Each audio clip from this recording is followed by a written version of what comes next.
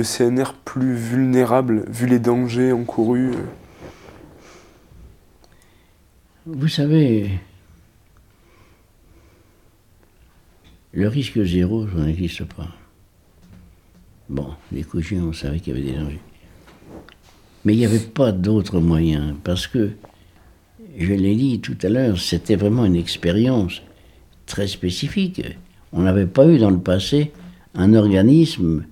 Nous, on vivait encore sous l'idée que la véritable démocratie, c'est quand vous êtes 18, c'est 10 contre 9, ou 10 contre 8, ou 11 contre 7, des trucs comme ça.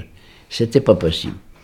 C'était pas possible. L'expérience a montré que si nous voulions que décisions, quand elles étaient bonnes, quand elles étaient justifiées, puissent pénétrer dans le corps social, il fallait quand même que la plupart des gens qui étaient à l'origine de ces décisions soient au moins d'accord entre eux.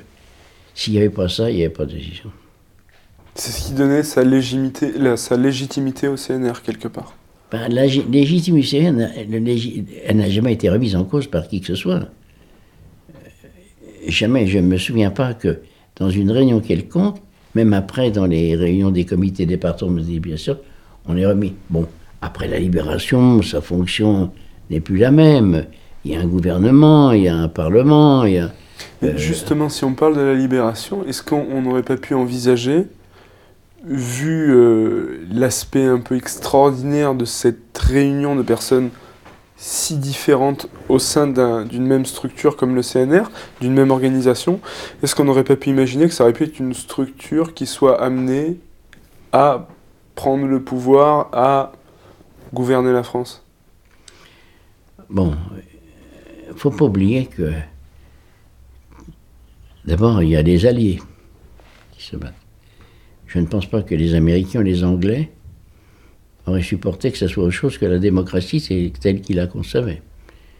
Pour eux, si on remettait les choses en place, à la méthode mussolinienne ou hitlérienne, je ne suis pas sûr que ça leur aurait plu. Hein. Ah non, mais sans parler d'une prise de pouvoir par la force, mais... Ben, la parole a été donnée au peuple français. Mm-hmm.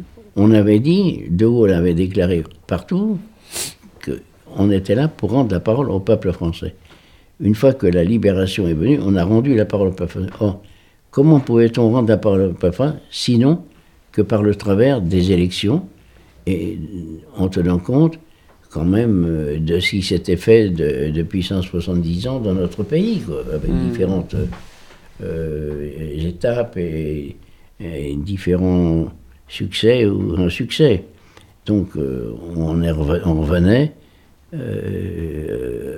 aux bonnes méthodes.